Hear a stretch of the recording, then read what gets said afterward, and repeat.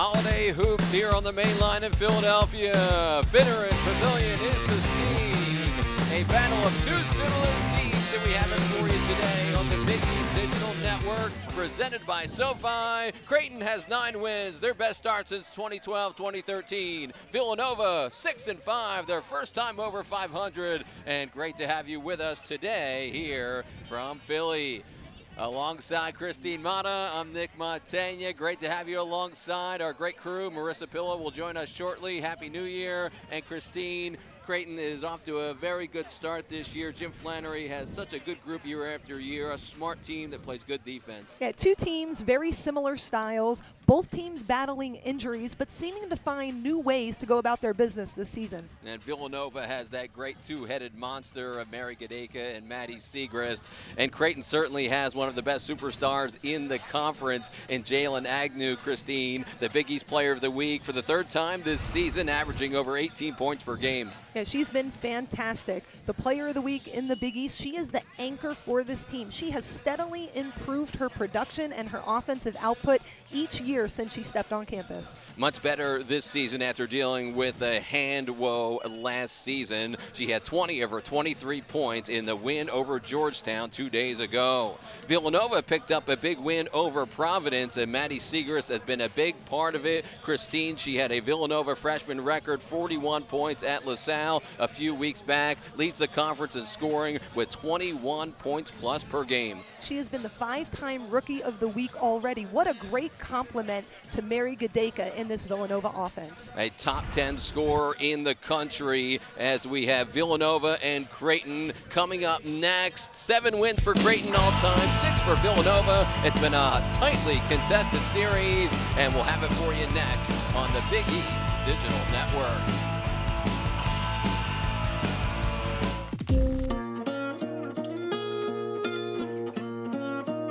The amount of student loan debt I have, I'm embarrassed to even say. I felt like I was going to spend my whole adult life paying this off. Thanks to SoFi, I can see the light at the end of the tunnel. As of 12 p.m. today, I am debt-free. We have no debt, we don't owe anybody anything, and it's fantastic.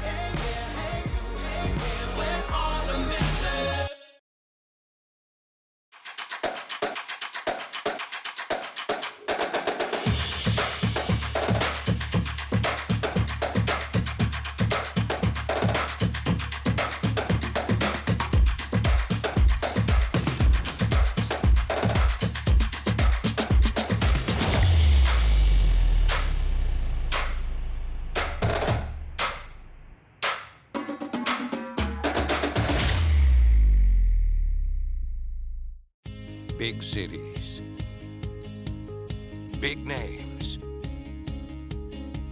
big legacies, big sisters and brothers, big ideas, big expectations, big stage, big results. That's the Big East way.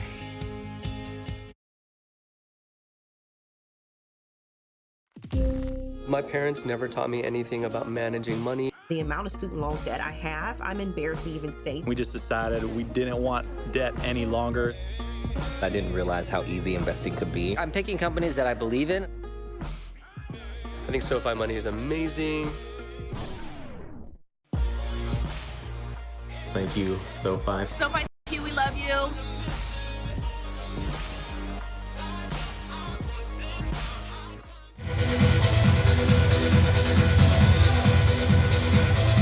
Welcome back inside Finneran Pavilion here on the campus of Villanova University. The Creighton Blue Jays, they entered today having won 3 of their last 4 games. And we all know the final score is really what matters, but it's also important to look at how they won those games. In the last 3 wins, they've always come back from a deficit to win. Head coach Jim Flannery told me that his Creighton team is extremely gritty and has really bought into the idea of winning at any cost, even when it's ugly. For today, he said it's all about turning their defense into offense and following the lead of Jalen Agnew, who has been the anchor of this team. Let's head back over to the table with Nick and Christine. It's true, Christine. Creighton is taking care of the basketball. Their turnover margin's much better this year. Jim Flannery feels like they're playing better team basketball, better defense this year, and Creighton has the opening tip. And they're going to have to. As we mentioned, both teams battling injuries. Role players need to step up. Tatum Rembow is out again for Creighton, battling a knee injury, while Villanova's had injury woes. There's an early basket by Jalen Agnew, and Creighton takes the early lead. You're going to hear that name a lot today. The reigning Big East Player of the Week, just dominating for this basketball team.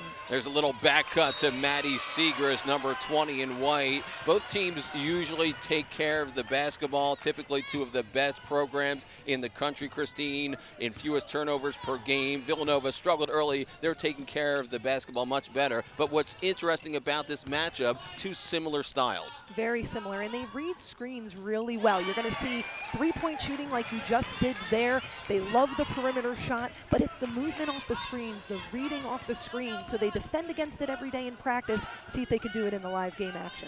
Rachel Saunders is starting for Creighton because of the injury to Tatum Rembow. Bridget Herlihy, the senior out of Boston, answers with her 10th three of the year, and Villanova's on the board. And three-pointers going down for both teams right now, but when they miss, the guards have to be able to box out and get some of those long caroms. About 9 threes per game for Creighton. Villanova usually takes plenty as well. Not as many as last year. Jalen Agnew drains a tray, her 37th three of the year, which leads the Big East. And both teams just raining three-pointers right now. They got to close out, get out on that perimeter and get a hand up, make them drive by you. Bridget Herlihy on an air ball. Christine, right around 10 years ago, that's when they had two lines on the court at the same time, when they moved the men's line back, kept the women's line the same. Women's basketball this year, I see a lot of young ladies taking the men's three. What have you seen? I've seen the same thing. You're absolutely right. It seems like it's not that big of a deal, but psychologically, you're trying to get behind that line, and you are seeing longer shots. Now, some coaches tell me most players take a step back anyway, but it is still a longer three. You got a good look at Jim Flannery, 18th year head coach. He's a Creighton grad, 920 win seasons, 336 wins, the most in Creighton history, men's or women's. Same deal with Harry Peretta in his 42nd and final season. Raven James in there for two. And that's what Raven James gives this basketball club, getting a lot more playing time here today. As you can see, she's able to swing through, drive by, up and under off the glass. Great finish. Averaging just under 5 points per game. This is her first major playing time this season as Villanova graduated a lot of players. Jalen Agnew comes up short. Good defense by Bridget Herlihy, and Villanova has it down by 3. A lot of this young lady, Mary Gadeka, and a lot of Maddie Segrist. Raven James, a long 3 is off the mark. And there is the rebound. You see Timmy Sarda, one of the best all-around players in the Big East, number 4. Here is Jalen Agnew, who scores it and one. What a fun matchup this is already with Herlihy and Agnew. First they were trading three-point shots. Now they're defending each other. Agnew winning the battle there, trying for the and one, but it's already pretty exciting. Third leading scorer in the Big East is Jalen Agnew, 18.3 points per game. Maddie Segrist leads the conference, 21.6 points per game. We have 3 of the top 5 scorers in the conference today. Mary Gadeka on the inbound, she's also in the top 5. Jalen Agnew leads the Big East in free throw percentage at 90%. She completes a three-point play, leading the conference in minutes. We said she leads the league in threes as well. She is a favorite for Big East Player of the Year. Here's Cam Onken. Maddie Segrist lighting it up. She misses. Cam Onken, a good rebounding guard, battles Olivia Alger for possession, and Christine, it'll go to the Blue Jays. Great battle there by Onken, but what you saw was she was all by herself with 3 blue jerseys around her. No other Villanova players right now crashing those boards. Cam Onken, the junior guard out of Indianapolis, averages close to 7 rebounds per game. She has an elevated role because Janet Tucker, Adriana Hahn, Grace Stant, Emily Esposito, Kelly Jaycott are all gone. A lot of new players in the mix for Villanova this season. And of course, Creighton graduated the great Audrey Faber, a 4-time All-Big East pick, one of their best scorers in program history. Jalen Agnew crashes in. Tight defense by Villanova. Yeah, good box out there by Herlihy. She stayed low. She closed out. She guarded Agnew all the way and then turned around, push back, get that rebound. Bridget Herlihy's younger sister Brianna is out with an injury. Mary Gadeka with a Euro step and cashes in. And that's what we've seen throughout her entire career. What a great scorer she developed into. I don't know if everyone thought she would be the player that she is today, but she's worked at her craft and she's become one of the Villanova greats. The 19th Wildcat with over 1,200 points as she hit that plateau Sunday with a double-double in the win over Providence with 18 points and 10 rebounds. Floorboard there for Olivia Alger. A quick second shot by Gracie Griglione, the sophomore from Iowa, but that's short. It is going to be really important for both of these teams to make the other have a one and done. Any second chance opportunities, they're going to come back to haunt you. Mary Gadeka misses. Creighton doubles the post as well as any team in the league year after year for Jim Flannery. And because Villanova has two heavy post players, it works out matchup-wise a little bit for Creighton today, doesn't it? It does. I think they're going to throw different players at Mary Gadeka and Maddie Segrist as well. As you see Agnew with another just knocking down threes. It is raining for her. She's feeling good, trying to close 2019 out on a high note. She had that big game in the win over West Virginia, a career-high 34 points. She hit 13 of 19 in that game. Maddie Segrist had 41 in the game. Bridget Herlihy is called for a charge, as that'll bring us to a timeout here in the first quarter of play. Hot shooting by the Creighton Blue Jays. They've hit 3 of 4 from downtown. Beautiful shooting, 50%, and a 7-point lead for the Blue Jays. What is a Villanovan? In 30 seconds? Well, Villanovans aim high. Top 50 National University high. We think fast and stay connected. V's up. Villanovans think deeply, push boundaries, and go, go, go! Still with me? We climb corporate ladders in these ladders. This campus is our home, but you can find us almost anywhere. Villanovans have big hearts and solve even bigger problems, and we celebrate together. Ignite change, go Nova.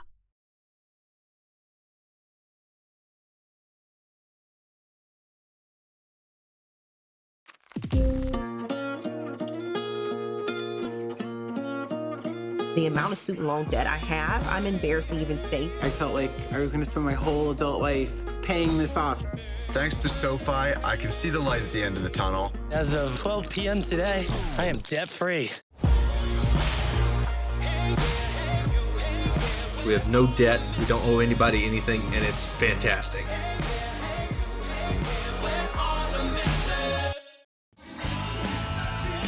Already 11 points for Jalen Agnew, the fifth-year star out of Wichita, Kansas. Christine had a slow start Sunday at Georgetown, then she erupted in the second half. She's off to a hot start today.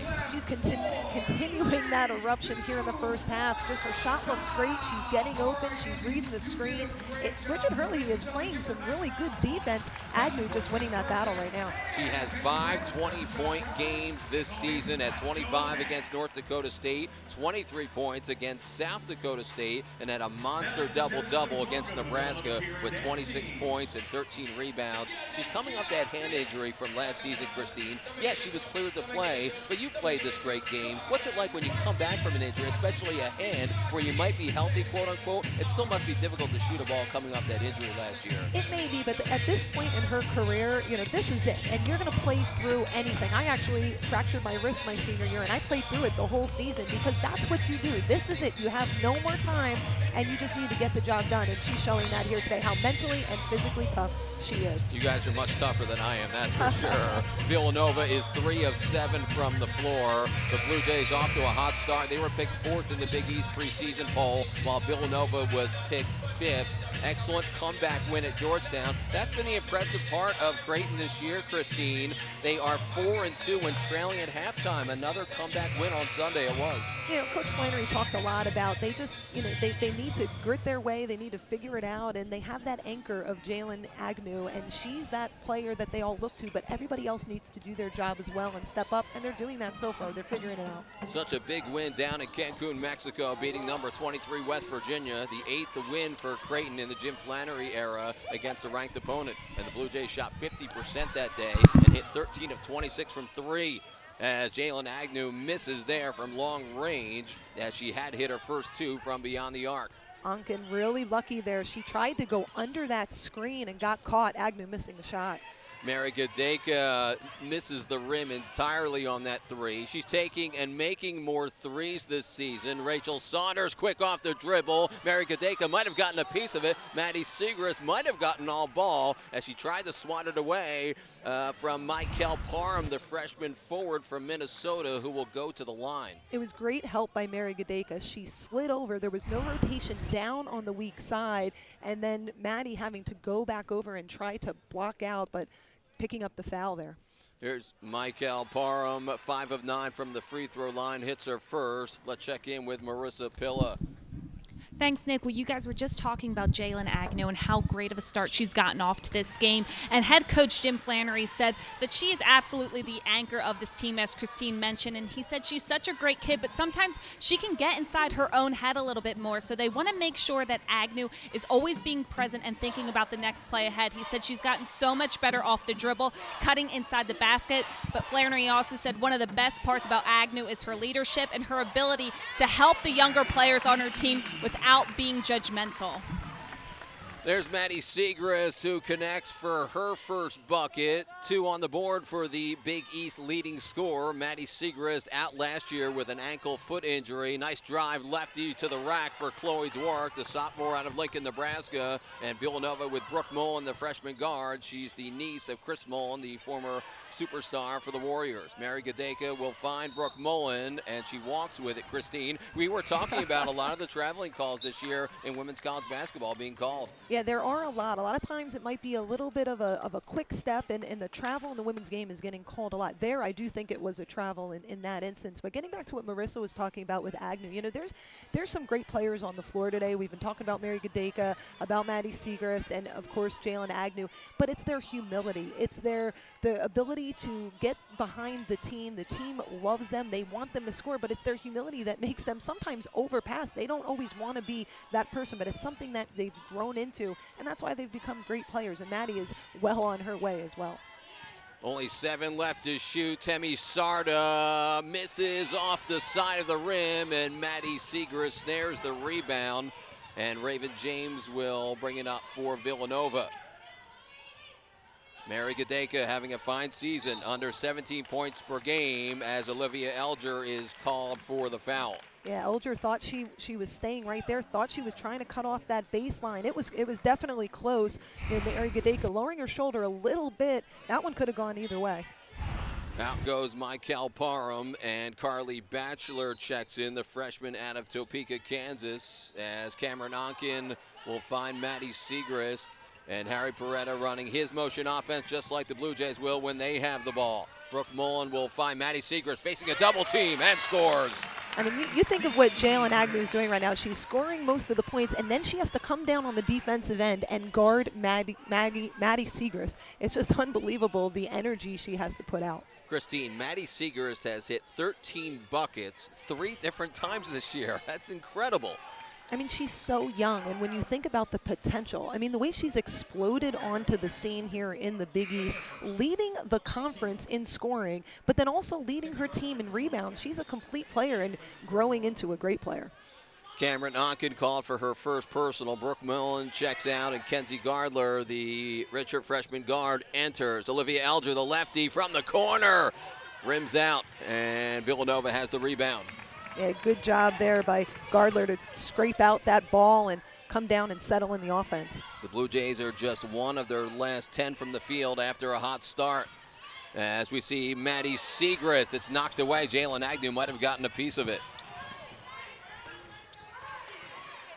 Terrific players all over the court on both sides. These staffs both recruit well. A lot of the assistants played for their respective head coach. There's a traveling call on Olivia Alger. And you'll see that sometimes players want to go before they put the ball down on the floor. But some interesting matchups here today. You know, you have Sarda guarding Gadeka. You have Agnew guarding Segrist. These are some fun matchups. And, you know, with Sarda being a smaller player guarding Gadeka is not as big of a deal. But Gadeka having to get out and guard the smaller guard, she's going to have her work cut out for her on the defensive end. Peyton Brodsky checks in, the sophomore out of Papillion, Nebraska. 14 left to shoot for Villanova. A lot of new faces out there. Raven James misfires from 3. Really good box out there by Creighton. That almost looked like the drill you do in practice where you have to push everybody back and let the ball bounce on the floor, done to perfection. Olivia Alger has dealt with a lot of injuries, so she can't practice that much. They save her for game days. Jalen Agnew faces a double team and still puts it in. Just phenomenal. Way to gather herself, get her footwork. She didn't rush the shot. She created a little bit of space, able to get it up and over. She won the Big East Freshman of the Year back in 2017. Over 1,200 points in Agnew's career. Under a minute to go in the first quarter as the Blue Jays lead by 7. Villanova has won the last 3 in this series as Mary Gadeka misses. Maddie Segrist pulls down the rebound. Excellent hustle by Villanova to try and get a 2-for-1. Mary Gadeka can handle the ball on the baseline. The kick out to Kenzie Gardler, who throws it up, and nothing there. Yeah, a little bit discombobulated there for Villanova. They got that second chance opportunity and just seemed a little bit unsettled in that set. Villanova has won 4 of the 6 home meetings when these teams have met up. The Blue Jays had won 6 in a row until Villanova recently winning the last 3. 8 seconds left in the quarter. Shot clock unplugged. Peyton Broski fires away off to the left. 2 seconds remaining, and that will end the first quarter of play. Creighton off to a good start, leading Villanova 18-11 here on New Year's Eve in the Philadelphia area. We'll be right back from Finneran Pavilion.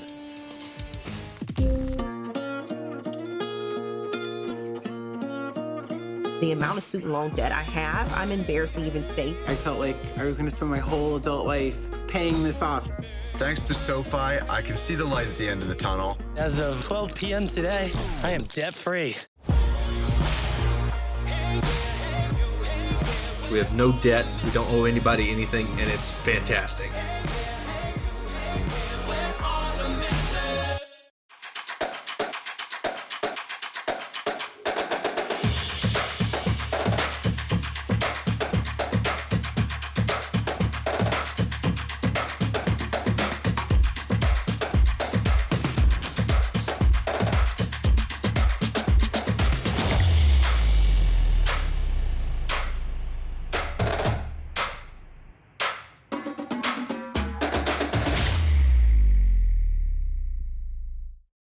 Big cities, big names,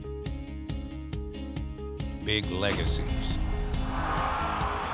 big sisters and brothers, big ideas, big expectations, big stage, big results. That's the Big East way. What is a Villanovan? In 30 seconds?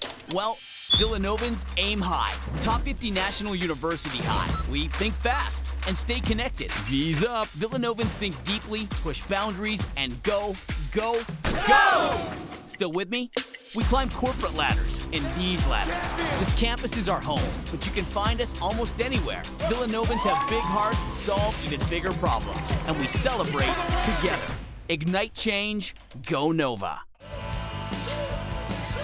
Creighton leads Villanova 18-11. Welcome back to the Big East Digital Network, presented by SoFi. Nick Montagna, Christine Mata, Marissa Pilla, and our great crew. Happy holidays, everyone. Will D-Cat getting his boogie on here. Maddie Segrist has certainly been in fuego as of late, Christine.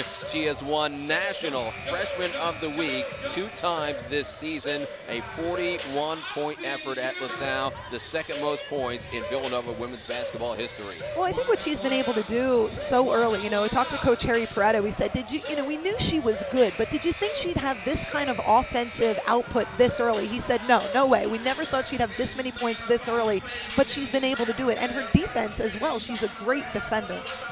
Harry Pareto got to visit Shelley Pennefather, Villanova's all-time leading scorer over the summer. Great piece done by ESPN. The first time in over 2 decades that a lot of Shelley Pennefather's friends and family were able to see her and hug her and touch her. As normally as a cloistered nun, they're behind a window. So it was a great scene, and to see her family embrace and rejoice with all of her loved ones. Wonderful to see that. Here's Raven James from 3. Villanova missing so far, Christine. They're just 1 of 7 from 3. Yeah, they're 1 of 7 from 3, but I think the biggest statistic right now that's glaring to me is the turnovers. Villanova with 3 assists and 4 turnovers. Creighton taking much better care of the ball, 5 assists and only 1 turnover. The fadeaway for Jalen Agnew rolls to the side. This is how desperate, quote-unquote, it's getting for Harry Peretta. He's been playing walk-ons this season. Grace Lange checks in, number 3. He's played multiple walk-ons at the same time even. They won at Georgia with walk-ons. Incredible job Harry Peretta's done with this team. I mean, you never know when the injury bug is going to bite. I mean, it's just things that teams across the country have to deal with, but you got to figure it out. How about Mary Gadeka all the way to the rack? She's got 4. Yeah, Mary Gadeka does what Mary Gadeka has done for 4 years, and that's score in multiple ways. And when Segrist goes out, Gadeka steps up. Last year, she shot 66% to lead the Big East. It was 3rd best in the country behind Megan Gustafson, the great from Iowa, and Ruthie Hebert of Oregon. Down low, there's a bucket for Timmy Sarda. What a season she's having, over 10 points per game for the Minnesota kid. And what a great job by Sarda there to attack. She had the smaller Raven James on her. She backed her in a little bit and then faced up, created space, and got the roll. Had been struggling to shoot the ball, but really did much better at Georgetown as Sarda hit 3 of 5 from long range in the win at Georgetown and had a career-high 25 points in the opening win against Omaha. A little concerning right now for Villanova on the offensive end. Every time the ball goes up, it's all blue jerseys going for those rebounds. Villanova not getting a lot of second chance opportunities, but they're not even crashing the boards. They need to at least go and crash a few people. These are 2 smaller teams. Creighton almost turned it over. They've been better in that area this season as Jalen Agnew with a long-distance bucket. Wow. I mean, the ball is just coming off her hand so nicely. I mean, look at the rotation. Look at the elbow in. Just looks really good for Agnew. She cuts one loose and knocks it down. Here's Cam Onken. Lots of lefties in this matchup with Olivia Alger, Cameron Onken, and Raven James. And Nova struggling from the perimeter. Coach Flannery talked a lot about Alger as a lefty, and she's a crafty lefty. He said, but she actually may go to her right better than she does to her left. You know, she may not be old in age, but she's old in basketball years, has battled some knee injuries. She doesn't practice all the time, but she gives this team what they need, and she's kind of like one of those old school players on the pickup court. You know, she does what she needs to do and is a veteran leader. Peyton Brodsky missed a 3. Timmy Sarda got the carom. Here is Timmy Sarda for 3. What a season she's having. A timeout for Villanova. A terrific shooter, Timmy Sarda, with her 16th 3 of the year, starting to catch fire. She can go lefty or righty. Terrific player as Creighton on top, 26-13 here at Villanova.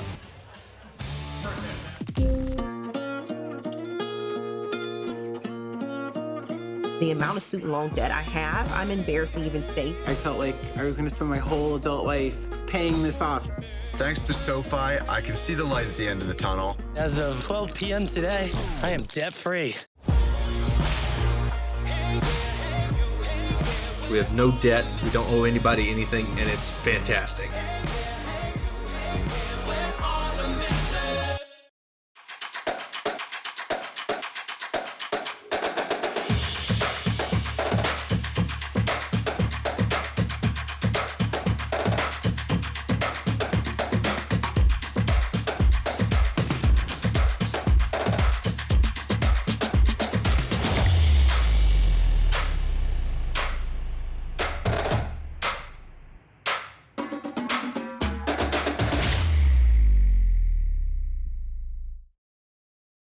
Big cities, big names,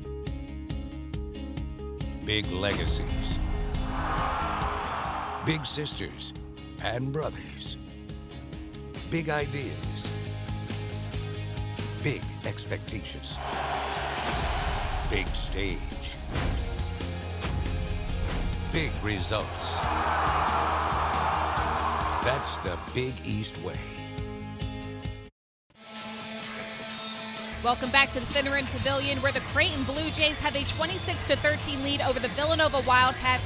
Hanging out by Villanova's bench at the beginning of this second quarter, Harry Peretta wants to see his team have better ball movement on offense. He keeps telling them to reverse, look for the open player on the wing and take those shots from distance. He wants to see better movement throughout the perimeter, but also not be afraid to drive to the basket. And then on defense, he's just saying, you're not talking enough. He wants to see them switch marks cleaner and be more tight on defense in the post.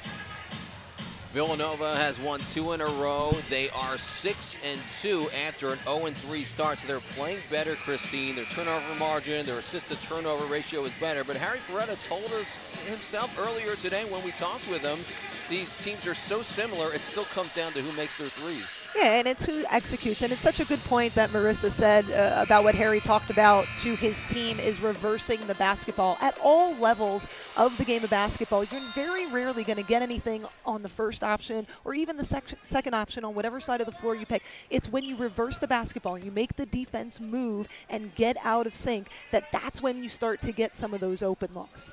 And that's when Harry Peretta's motion offense works well. He's told us through the years, run the offense, stay patient, take your time, keep your eyes open, and eventually it will work out.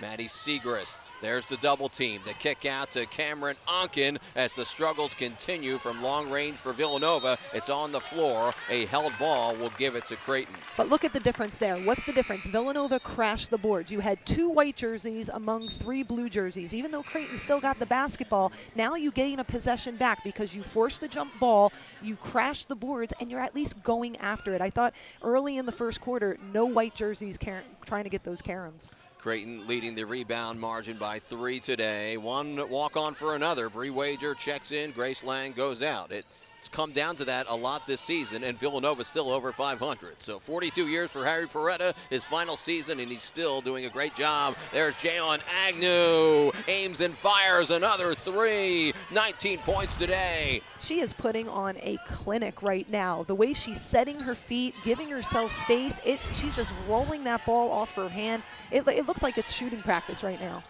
She ranks 4th in the conference in field goals made. Boy, she has plenty of them today. 7-11 and 4 of 5 from 3. That is a 3 for Bree Wager. The walk-on connects for a 3-pointer. Hey, Villanova will take points anywhere they can get them, and she was set. And that's the kind of attention that Mary Gadeka and Seacrest that they attract. If you help in, then you're going to get open looks around the perimeter. This is incredible to see that. Villanova hitting just her second 3. They're getting kids to play off the bench literally this season. As Olivia Alger faces a double team. There is a 3 for Timmy Sarda. Well, at least everything we talked about leading up to this game makes us look intelligent because we talked about the 3-ball, and here it is on full display, which is great, but it also shows you that the defense is not closing out. The defense needs to get more aggressive on both sides. You got to trail those shooters, you got to get over top of those screens, and you got to close out and at least get a hand up. Too many wide open threes for both teams. 16 points at Georgetown on Sunday for Timmy Sarda. Had 18 points in the win over Nebraska. Had a big game-winning shot against St. John's last year with 3 seconds left. Maddie Segrist, no good from 3.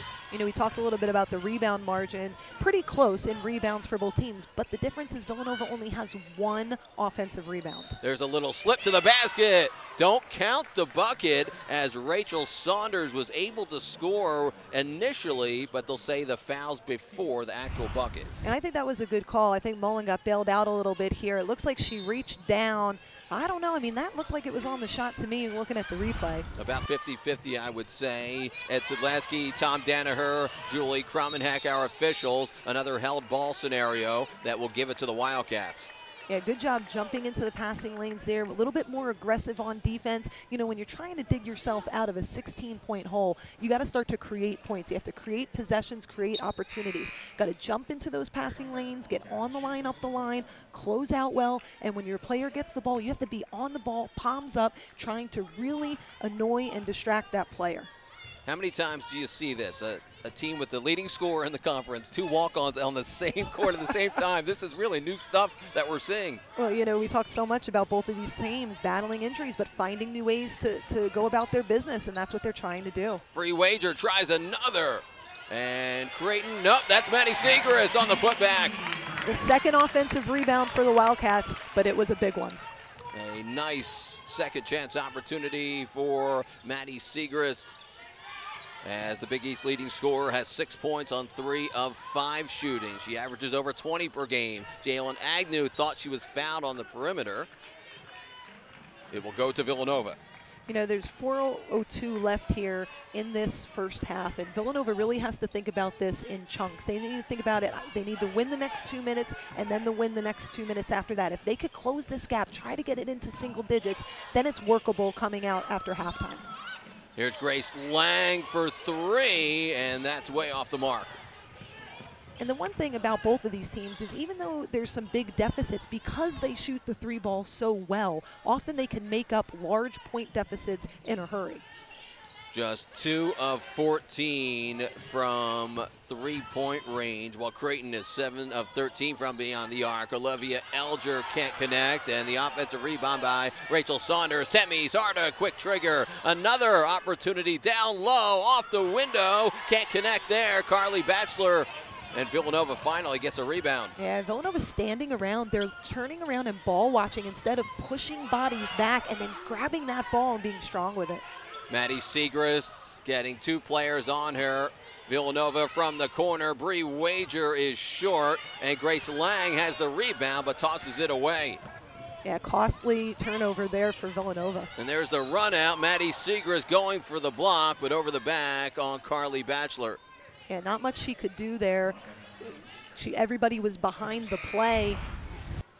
Really, all you had to do was try to block it or foul. And that's the second foul on Maddie Siegrist, and she'll sit for the last 2:50 of this half. I actually thought that was pretty smart by Batchelor to gather herself and wait for the defense and actually draw that foul. She could have gone right up with it, but she handled it, she gathered her balance, and then was able to create some contact.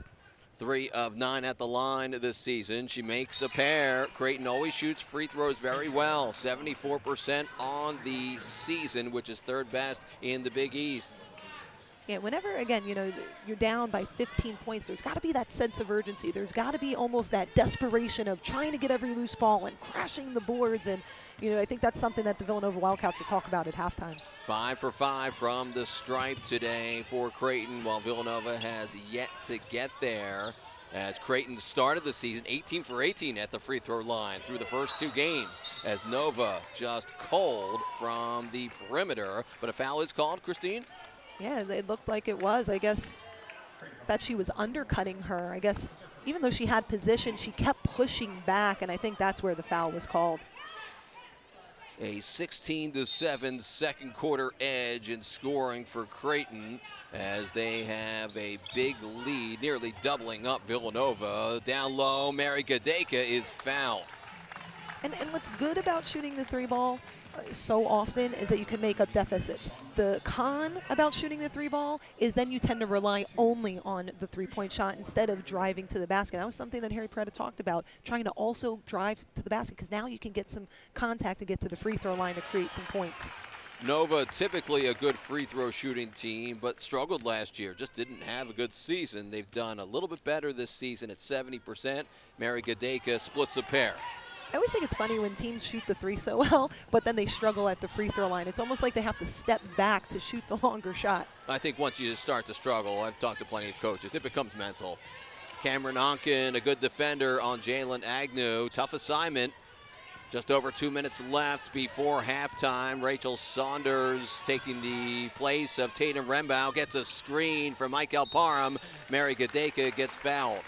Yeah, Parham crashing the boards, but having no position there. Kind of a silly foul, 90 feet away from the basket, but trying to crash just did not have that position. So, Christine, as the double teams are coming against Villanova's 2 dominant players, and Mary Gadeka and Maddie Siegrist, they're kicking out and other players are taking threes. Is that what opposing coaches want to see? Well, I think, you know, that's kind of that philosophy of, you know, let the other players beat you. Mm-hmm. You know, I mean, Gadeka and Siegrist are going to get theirs, but make the other players step up, because there's always one role player that steps up in a game, has a good game when players go out. That usually is the difference. If they hit those kick-out threes, that's the difference, essentially. Creighton with the basketball once again. The Blue Jays are 9-3. They've had an excellent season. A game under 500 this year. as they had their ups and downs a season ago. Still got to the Big East semifinals. Timmy Sarda pulls up, misses short. Cameron Onken with another rebound, averages about 6.5 per game. Mary Gadeka cruises down court, leaves it off for Grace Lange. The three is too long, but Cameron Onken has another offensive rebound, Christine. Yeah, and that's going to give them a second chance opportunity and almost an and one for Mary Gadeka. But see how she was able to attract all that attention? Even when she's receiving the ball in the post, she has a defender on the low side, but then you see the help coming on the top side. But smart that she was able to feel the defense, know which way she can go with her back to the basket, and draw the foul. The Wildcats are just 1 of 7 from the field in this latest stretch, while Creighton is 0 for their last 6 from the floor, as Mary Gadeka hits the first free throw. That gives her 6 points and misses the second. And Villanova in quite a drought here. No field goals in the last 4 minutes and 15 seconds. Under a minute to play in the second quarter. Foul away from the basketball, as Creighton was running their motion. Second foul on Cameron Onken, so she hits the bench, and Brooke Mullen will replace her. And that's not the worst thing in the world. Villanova still with some fouls to give here in the quarter. 34-20 lead for the Blue Jays. Big comeback win at Georgetown on Sunday. 3 is off the mark for Rachel Saunders. Jalen Agnew tried to tip it out. Grace Lange had it, and I think she's fouled. A good hustle there by Lange. I mean, she got herself on the floor. I thought it was a jump ball, but I think she had her hand in there. But good hustle. That's what happens when you go after the ball. You're diving after loose basketballs. You got to want it more than the other team. And now, again, creating some potential opportunities from the free throw line. That's the 5th team foul for Creighton, so the Wildcats get the double bonus the rest of the quarter. And here is Grace Lange, the junior out of Newark, Delaware, playing in her 5th game of the season, and she makes a free throw. Caravel Academy down in Delaware, always in the state, playoffs there, trying to get to the Bob Carpenter Center and see one of the products here. They've sent a lot of players to a lot of big schools. She was on the beauty pageant circuit as a kid growing up. Here's Timmy Sarda out on the perimeter. Jalen Agnew tries to drive. Olivia Alger, good 2-man game between 2 of the 5th-year kids for Creighton, as Jalen Agnew again. 22 points this afternoon. I mean, you think of her halves, her last few halves against Georgetown had 20 points in the second half, and now reproducing the same thing. But anytime you can hit that step back and create space, you become almost unguardable. Olivia Alger stole it away. It was intended for Gadeka. Alger is fouled with under a second left before halftime, and she'll shoot 3 free throws. And that's just a mental mistake there by Raven James. That's something that just cannot happen. The clock's winding down, practically no time left in the half, and you foul a 30-foot shot, giving a player 3 free throws. Just a mental mistake that I'm sure she'll hear about as they go into halftime. Olivia Alger over 11 points per game for the senior from Peoria, Illinois. 70% free throw shooter. Historically very good at the stripe in her terrific career. 74% as a Blue Jay as she makes the first 2. And Creighton, are we doing the broadcaster jinx? They have yet to miss at the stripe, Christine. I don't know. It's on you if she does. Yep, you can blame it on me for all the fans watching in Omaha, but Alger's too good. And she makes all 3 free throws, which makes it a 40-21 lead for Creighton here at halftime. Creighton trying to win at Villanova for the first time since February of 2017. An excellent shooting first half. The Blue Jays made 8 threes, Christine. Just unbelievable shooting display, especially by Jalen Agnew. The way she was able to create space, to hit that step back, it's very hard to guard, but then she was also driving by a little bit. But the way she was able to shoot, you saw her going to the basket, you saw her pulling it back. I mean, when you talk about the anchor of the team, you're seeing it, and she's weighing Villanova down. Mary Gadeka and Maddie Segrist each have 6 points, but the star has been Jalen Agnew with 22 points, 5 of 7 from downtown, and the Blue Jays have a 20-point-plus lead.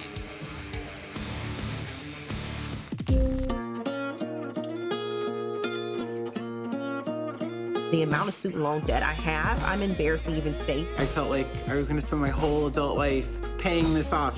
Thanks to SoFi, I can see the light at the end of the tunnel. As of 12 p.m. today, I am debt-free.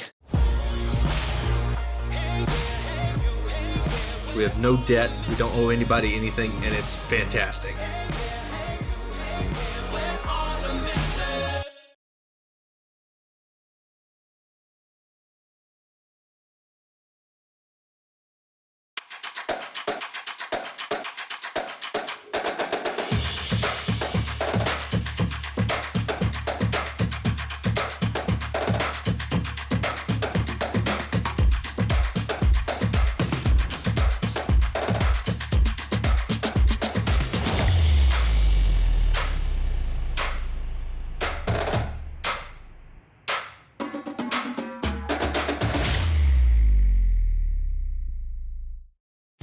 Big cities. Big names. Big legacies. Big sisters and brothers. Big ideas. Big expectations. Big stage. Big results. That's the Big East way. My parents never taught me anything about managing money. The amount of student loan debt I have, I'm embarrassed to even say. We just decided we didn't want debt any longer. I didn't realize how easy investing could be. I'm picking companies that I believe in. I think SoFi money is amazing. Thank you, SoFi. SoFi, thank you. We love you.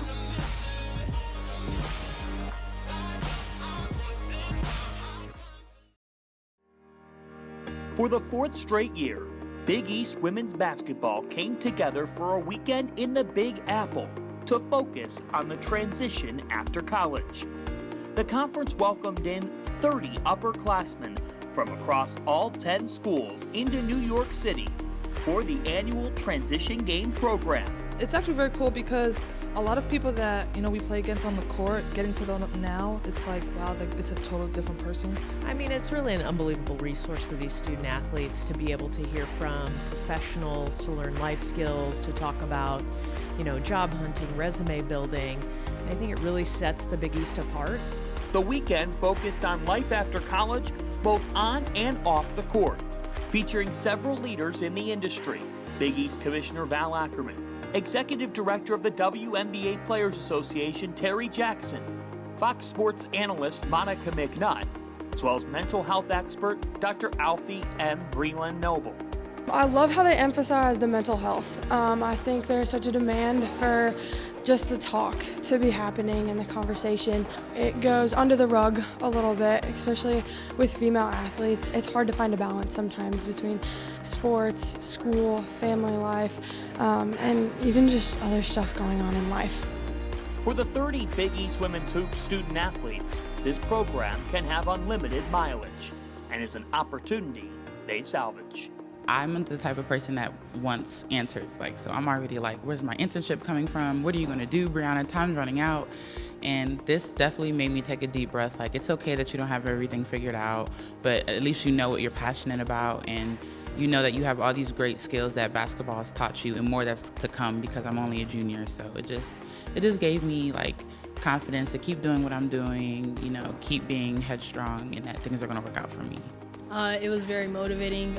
It gave you a lot of insight from different perspectives, whether it's coaching, officials, owning your own business. It shows a lot that they care about after basketball. I know I talked to a lot of people that they don't have this, and I'm very grateful that our conference has this for us.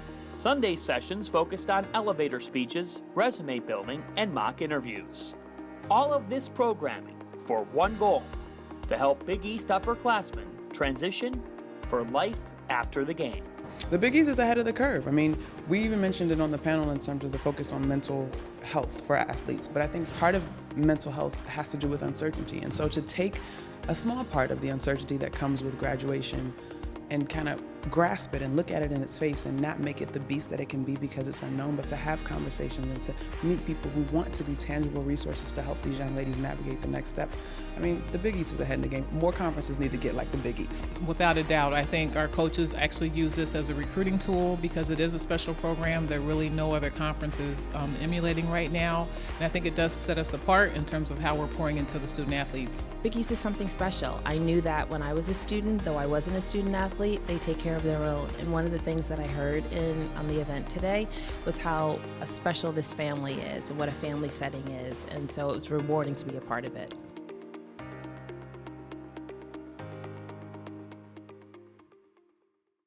What is a Villanovan? In 30 seconds? Well, Villanovans aim high. Top 50 National University high. We think fast and stay connected. V's up. Villanovans think deeply, push boundaries, and go, go, go! Still with me? We climb corporate ladders and these ladders. This campus is our home, but you can find us almost anywhere. Villanovans have big hearts and solve even bigger problems, and we celebrate together. Ignite change, go Nova.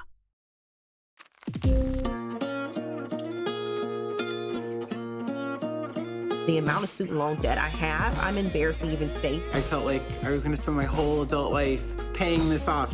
Thanks to SoFi, I can see the light at the end of the tunnel. As of 12 p.m. today, I am debt-free. We have no debt, we don't owe anybody anything, and it's fantastic.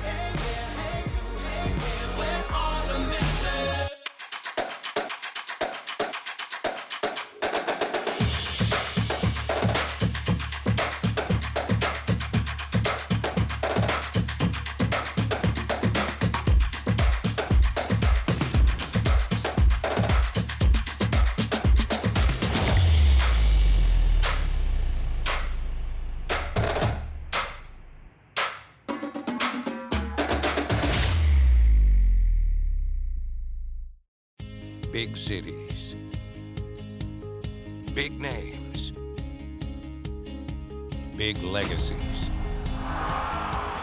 big sisters and brothers, big ideas, big expectations, big stage, big results. That's the Big East way. The first ever baby raise, typical, very fitting for New Year's Eve, and I think it was baby AJ who ends up winning as Creighton has a 40-21 lead over Villanova at halftime. Did your youngsters used to crawl like that, Christine? I don't know. Yeah, if there was a ball or food, I'd say, yeah, they crawled pretty quickly. I like the food option, as we'll see some of the highlights. A lot of Jalen Agnew with a game-high 22 points. I mean, she did it all. You know, she came off a second half at Georgetown with 20 points, having 22 points in this first half. She did it in multiple ways. She drove to the basket. She stepped back. She had it rolling right off her finger. Mary Gadeka and Maddie Segrist tried to make up some of the distance, but combined, they only had 12 points to Agnew's 22. 3 of 5 shooting for Segrist for her 6 points, and Mary Gadeka has hit 2 shots today, but 8 buckets and 5 threes for Jalen Agnew. Plus the Blue Jays just shooting the ball a lot better. Timmy Sarda chipped in with 8 points, and Villanova has had turnover issues. Frankly, Creighton shot the 3 much better, 8 of 18, while Villanova shot only 2 of 17 from the perimeter. They did get one from the walk-on Bree Wager out of Maine, but statistically, Creighton's doing much better, and their defense has been a little bit stronger as well. Yeah, we talked so much about Agnew in that first half, but don't leave behind Timmy Sarda, because she did have those 8 points, but she had 4 assists, and all 4 of those were to Agnew. As we'll take a look at the statistics, better shooting for Creighton today, way better three-point shooting for the Blue Jays. Terrific free throw shooting team, but the turnovers, that's been a big reason why Creighton is much better this season. They had a minus turnover margin last year. This year they're on the plus side. And they're sharing the basketball. They have 8 team assists to only the 2 turnovers. And Villanova, typically, you know, positive in their assist to turnover ratio, is negative right now. But the other thing about Villanova in that second quarter as well, they were 1 for 11 from the 3-point line, and that's just not the way they can win. Harry Preder always says they need to make at least 8 or 9 threes a game in order to have a chance to win. We'll see if Villanova can make tighter defensive adjustments and we'll see if Villanova can find other sources of offense other than their two-headed monster of Mary Gadeka and Maddie Segrist. A big lead at halftime for the Blue Jays. We'll be right back on the Big East Digital Network. My parents never taught me anything about managing money. The amount of student loan debt I have, I'm embarrassed to even say. We just decided we didn't want debt any longer. I didn't realize how easy investing could be. I'm picking companies that I believe in. I think SoFi money is amazing. Thank you, SoFi. SoFi, thank you. We love you.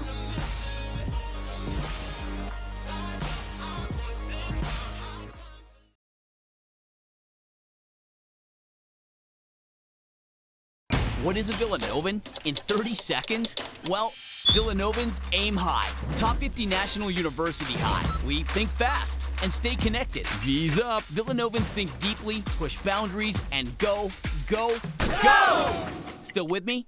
We climb corporate ladders and these ladders. This campus is our home, but you can find us almost anywhere. Villanovans have big hearts and solve even bigger problems, and we celebrate together. Ignite change, go Nova.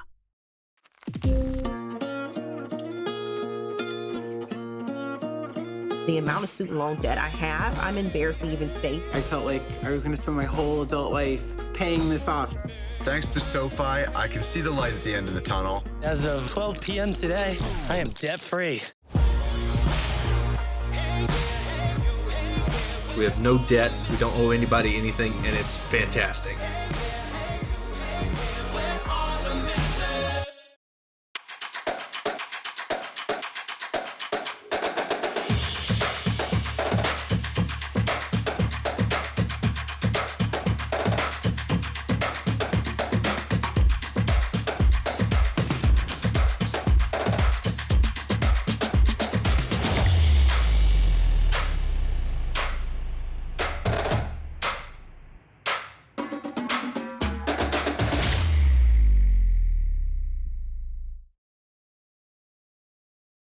Big cities, big names, big legacies, big sisters and brothers, big ideas, big expectations, big stage, big results. That's the Big East way. My parents never taught me anything about managing money. The amount of student loan debt I have, I'm embarrassed to even say. We just decided we didn't want debt any longer. I didn't realize how easy investing could be. I'm picking companies that I believe in. I think SoFi money is amazing. Thank you, SoFi. SoFi, thank you. We love you.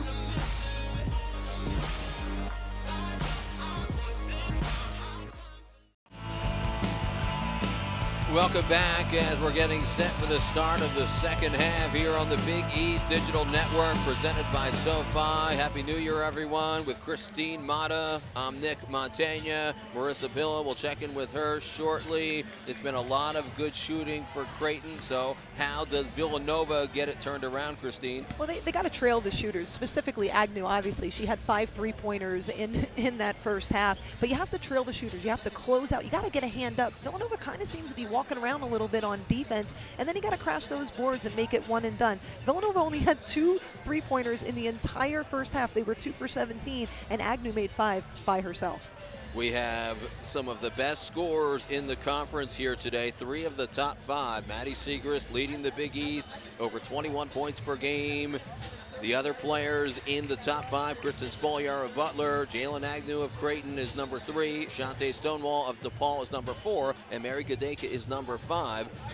22 points for Jalen Agnew makes it 18 total 20-point-plus efforts by players in this matchup today. So the big players have really shined this season, haven't they? They absolutely have, and everybody that we talked about leading in to this game has stepped up. Jalen Agnew has been sensational, had the big 34-point effort in the win over West Virginia as they shot the lights out down in Cancun. Boy, they had a good time, I'm sure, in Mexico, hitting 50% in the win over the Mountaineers. Agnew had 34 points, a career high in that game. We're underway in the second half as Villanova has won the last 3 meetings, including that double overtime thriller last year here at Finner Pavilion. A tightly contested affair. Why not Jalen Agnew again? And Agnew right there just blowing by Herlihy. Herlihy came out on the top shoulder, but Agnew able to swing through and go right by on the top side. 24 points for Jalen Agnew, the 17th career 20-point game of her illustrious career. Bridget Herlihy has been quiet. There's the reverse of the basketball. Harry Peretta has been imploring. Cameron Onken gets denied by Rachel Saunders. Under 10 to shoot. Another skip pass by Villanova. It's Mary Gadeka. Better offense that time, Christine. They kept better spacing on the floor, but still was trying to do the one-on-one at the end. But they moved the basketball well early on. I thought Onken attacked really well, and then Gadeka just having to let it go as time expired. The key is, even if you have a hand in the face of Jalen Agnew, she's still scoring. When you're having a hot day, they're trying different defenders on here. It's Bridget Herlihy again. Yeah, I think she really likes being on this East Coast trip here to close out 2019. There's a pull-up. That's good for Rachel Saunders, the sophomore out of Iowa City. Yeah, Saunders giving some really good minutes here on both ends of the floor. Not going to always fill up the stat sheet, but she's a really important player for this team. Turnaround for Maddie Segrist, who gets the roll. She has 8 points this afternoon. Yeah, I think Segrist needs to get more involved. She needs to attack. There you saw her with her back behind, facing the basket, and was able to turn around and go over. I think she needs to be more aggressive here and demand the basketball early in this third quarter. Gracie Griglione trying to set a screen for Olivia Alger, but Villanova fighting over top of it well. 7 left to shoot for Creighton. Straightaway 3. Jalen Agnew too strong. If she was about to nail that one with a hand in her face, I think I was going to put my headset down and walk out, because then you are having a day. Mary Gadeka getting a screen from Bridget Herlihy. Good switch by Olivia Alger. Fade away, off the glass, good. What a play by Maddie Segrist. And now you see 2 straight possessions. Villanova looking to go that 4 out, 1 in with Maddie. And I think that's what they need to keep doing until Creighton stops it. Keep going and attacking in the paint. Increase those paint points. Number 7 scorer in the country is Maddie Segrist. Jalen Agnew is number 42 in the country in scoring. She has 26 points today. And Villanova's throwing multiple players at her. They've thrown Herlihy at her. They throw Onken at her, but she's scoring at will. And sometimes when you're in the zone and you're just feeling it, everything goes in that basket. Open look for Bridget Herlihy as the struggle continues from downtown as Timmy Sarda chases down the rebound. Really, really, really good box out there on Segrist. 6 assists for Timmy Sarda today to go along with 8 points. Olivia Alger on the perimeter. 14 left to shoot for Creighton. Here's Rachel Saunders. Bridget Herlihy right in front of Jalen Agnew again. Here's Olivia Alger. A step back 3 is short. And Raven James secures it and loses it, hounded by Creighton. Let's check in with Marissa Pilla. Just at halftime, I spoke with Creighton head coach Jim Flannery. I asked him, how has his team been able to be so dominant in this game? He said, Jalen Agnew wanted it. Our team plays better when they rally around her, and she really has set the tone for the Creighton Blue Jays in this game. He said they like the defense they've been playing on Mary Gadeka and Maddie Segrist. He wants to see that continue on offense. He likes their pace, and in order to keep Villanova out of this game, he said we have to keep them off the free throw line and limit turnovers. Thanks, Marissa, as Bridget Herlihy missed it on the baseline as she thought about it there. Second foul on Olivia Alger. She went to the bench. Mary Gadeka and 1. That was great recognition there. See, Sarda's been playing Mary Gadeka a lot throughout the game, but that's a mismatch when you get down low. And you see Raven James notices that right away. Gadeka with the smaller player, but backing her in the post and then creating some contact and finishing the shot. Mary Gadeka misses the free throw as she has 8 points total in the ball game. 6 minutes left in the third quarter and a big lead for Creighton, looking for their 10th win of the season.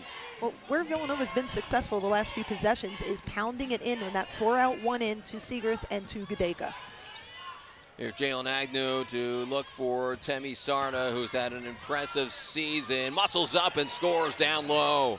So right there, I think Bridget Herlihy needed to step over. She kind of left Raven James out to dry. Raven James getting beat a little bit by Sarda, but Bridget Herlihy not stepping over in to help. I love Timmy Sarda's game. Can do a little bit of everything for Creighton as Maddie Segrist short on a fadeaway. Yeah, she's been playing really well for them. She's been a very important player, especially with Tatum Rembow out.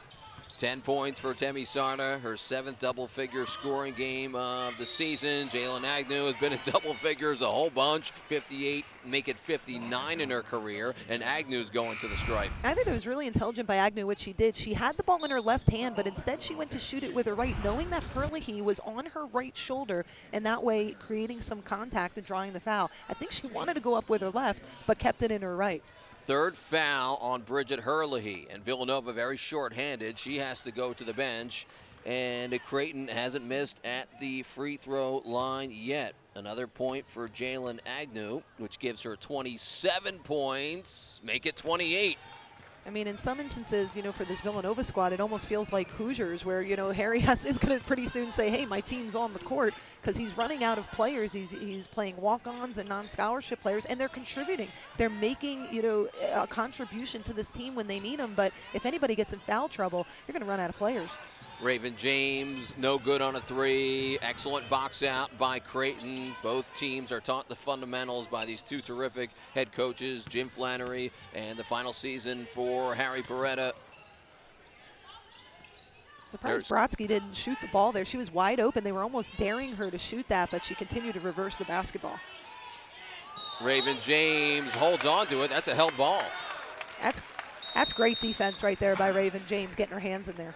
That will bring us to a timeout with 4:31 left in the third quarter. It's Creighton 50 and Villanova 27 here on the Big East Digital Network.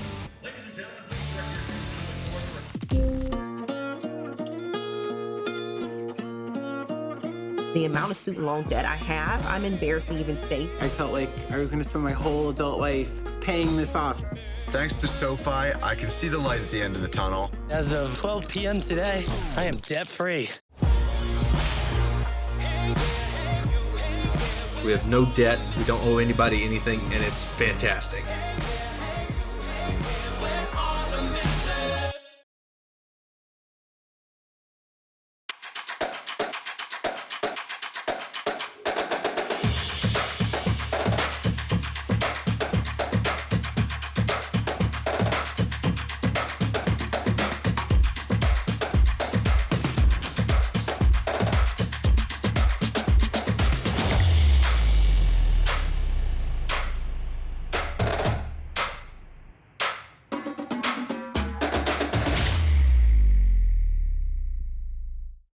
What is a Villanovan? In 30 seconds? Well, Villanovans aim high. Top 50 National University high. We think fast and stay connected. V's up. Villanovans think deeply, push boundaries, and go, go, go! Still with me? We climb corporate ladders and these ladders. This campus is our home, but you can find us almost anywhere. Villanovans have big hearts and solve even bigger problems, and we celebrate together. Ignite change, go Nova.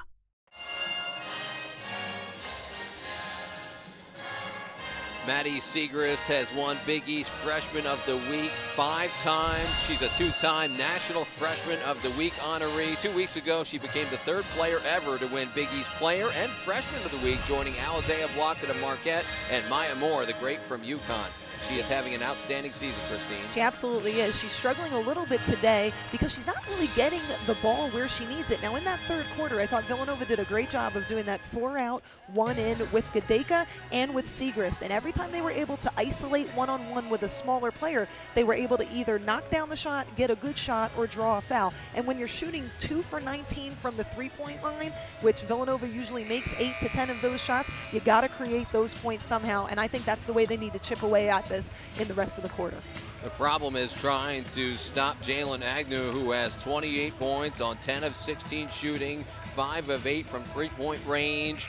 She's a forward, but has guard-like skills, so she has 6 rebounds as well. She's a terrific player. Well, just watching her develop from her freshman season, I mean, if you look at her statistics and her point production, she has steadily increased every single year. She is basically the classic example of what you want a player to be throughout their college career, improving, adding new things to their game, and becoming an eventual leader. Creighton got to the NCAA tournament 2 years ago, as did Villanova. Both teams won their first round game. Villanova won in overtime against South Dakota State, and Creighton took down Iowa and Megan Gustafson, as Villanova is fouled and will go to the line. No, it'll be under the basket. And you can see exactly what Creighton did there. They're sucking in on Gedeka. Gedeka isolates, and then everybody from Creighton, it's almost like touch the hat. They all come in, they touch the bucket, they go back out and recover, but then Villanova able to drive by. There's Brooke Mullen, her first bucket of the game, a three-pointer, just the third today for Villanova. And again, if you're Villanova, you want that mindset. The last 4 minutes of the quarter, try to win the rest of the quarter. Try to make up some of that 20-point deficit. Her uncle is Chris Mullen. We've talked about that a little bit. Jalen Agnew, too strong. Does she look like Chris Mullen when she's taking the shot? I don't know if anybody looks like Chris Mullen taking their shot. He was one of the greats. Mary Gedeka will find Cam Onken. 3:42 left to play. That's the 8th turnover for Villanova. I thought Agnew got away with a push there. I thought she pushed Siegrist forward and displaced her. I thought that should have been a foul. Peyton Brodsky missed a wide open 3. Battling for the rebound was Carly Batchelor, number 22. And Maddie Siegrist is called for her 3rd personal foul. You know, and I think, too, you know, when we're talking about isolating Siegrist and Gedeka, I thought Raven James is really playing a good floor game here in the 3rd quarter. She's the one who delivered both of those passes. Her shot wasn't going in as much, but she's delivering the basketball. And Creighton is doing a great job of just settling into their offense, working through the system, working the clock, understanding the game situation that they have a nice lead. Here's Timmy Sarda off the dribble, finds Batchelor in the corner. And a possible push off. It looks like Peyton Brodsky will be called for the foul. Yeah, Brodsky pretty much put both her hands in and threw her out of the way right in front of the official. Can't get away with that. Olivia Alger will replace Chloe Dworak. Alger playing with 2 personal fouls. Brodsky has 2. Timmy Sarda has 2 fouls. And Bridget Herlihy and Maddie Siegrist each have 3 fouls. Herlihy's on the bench. Siegrist remains in the game. Kenzie Gardler returns. Slip to the basket. Brooke Mullen. Creighton read it, knocked it away. Villanova retains it, and then Raven James gets hit. Yeah, really fortunate there for Villanova. Things kind of got a little bit out of control, but the ball bounced their way. But Creighton's being very intelligent about how they're going about the basketball game here with this lead. They're taking time off the clock. They're picking up Villanova high on defense, forcing them to use a little bit more of the shot clock. And Villanova's not a team that's going to full court press you, and they're not going to come out with, you know, crazy defense. And Creighton's using that to their advantage right now. They're using the clock. They're not getting hands in the passing lanes. Villanova isn't, so they're able to take some and bleed time. Raven James, an 80% free throw shooter, makes both.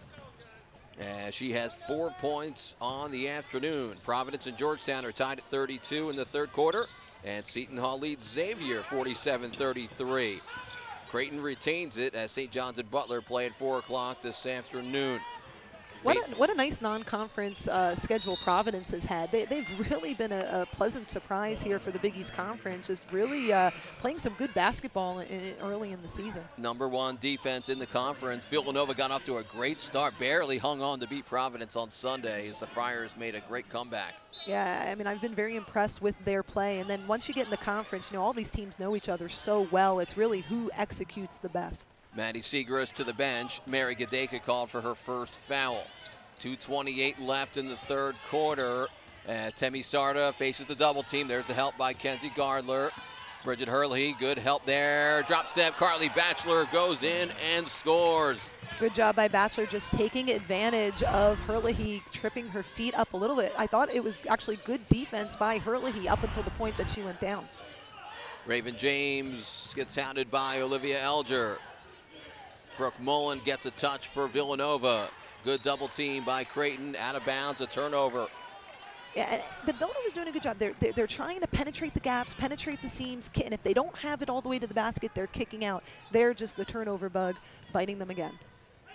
9 turnovers total for Villanova.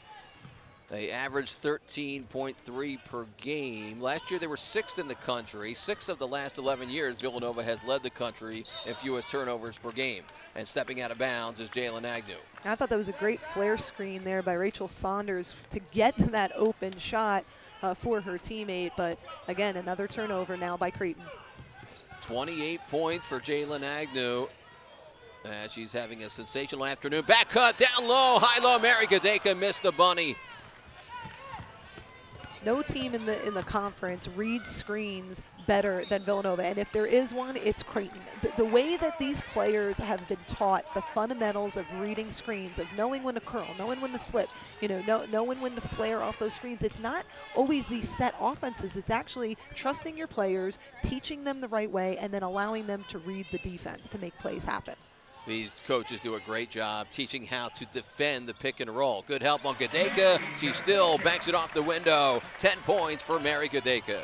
And that's where Villanova has been most successful. Every time they've isolated Mary Gadeka and Maddie Segrist down low, often with smaller players, they've been able to draw a foul or score buckets. It takes time, so it may not be able to make up the 20-point gap, but that's where they've had most of their success today. A career-high 27 points in the win at Fordham for Mary Gadeka, as Maddie Segrist had 29 points in that game. And we have a foul against Creighton, as there's Jim Flannery, who's done a great job. They won the women's NIT back in 2004, the most wins in Creighton basketball history, men's or women's. Yeah, Saunders making a great play a couple possessions before with the flare screen, but that time not holding her ground and being called for the moving screen. Bridget Herlihy out on the perimeter, 3 points today. Brooke Mullen, top of the screen, guarded by Rachel Saunders, a foul away from the basketball. Yeah, Sarda trying to displace Gadeka there. She tried to cut off her cut, but just wasn't allowing her to get to her point on the floor. The offensive player is allowed to get to that spot on the floor. 5th team foul on Creighton, and double bonus free throws the rest of the quarter for Villanova, as Timmy Sarda called for her 3rd personal. Mary Gadeka cans the first. Yeah, and this game has been in Creighton's possession for the majority of the time. But again, Villanova, if they could start knocking down a 3 or 2, they could stop the clock and get to the free throw line. It's amazing how sometimes these games could get a little tighter. There is plenty of time in this game, and I know Creighton knows that as well. The Blue Jays have 4 turnovers over the last 4.5 minutes, as Villanova has caught up a little bit, outscoring the Blue Jays 15-12 here in the 3rd quarter, as Kenzie Gardler will draw the assignment of Olivia Alger. Mary Gadeka, 11 straight games in double figure scoring, and the Blue Jays will hold on for basically the last shot. The game clock and shot clock are about even. Jalen Agnew, defended by Mary Gadeka. There's the kick out. Rachel Saunders. Jalen Agnew skies for the rebound, throws it up. It's no good, as we'll head to the 4th quarter. Creighton still in front by a 52-36 lead. 28 points for Jalen Agnew. Mary Gadeka has 12. The Blue Jays trying to end a 3-game losing streak to Villanova. What is a Villanovan? In 30 seconds? Well, Villanovans aim high. Top 50 National University high. We think fast and stay connected. V's up. Villanovans think deeply, push boundaries, and go, go, go! Still with me? We climb corporate ladders and these ladders. This campus is our home, but you can find us almost anywhere. Villanovans have big hearts and solve even bigger problems, and we celebrate together. Ignite change, go Nova.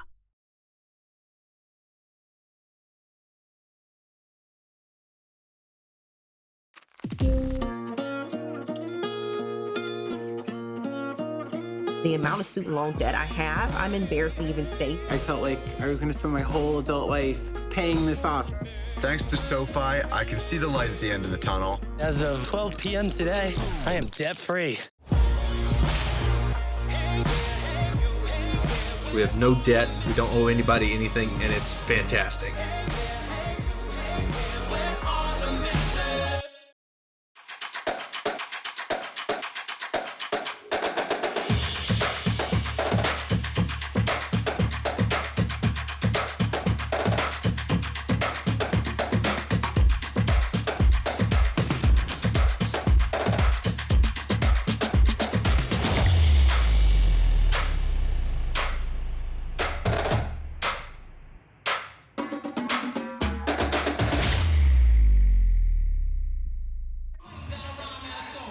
Finneran Pavilion ahead of the fourth and final quarter between the Creighton Blue Jays and the Villanova Wildcats. I was just by Creighton's bench, and head coach Jim Flannery wants to see his team close out this 16-point lead into another win. He said he likes their pace on offense, which is naturally a little slower than most. He says he wants to keep seeing that out of his team, as well as watching those high cuts and getting better looks at the top of the key. On defense, he wants to see his team really box out, get those defensive rebounds, and turn their defense into offense. For more, let's hear from Nick.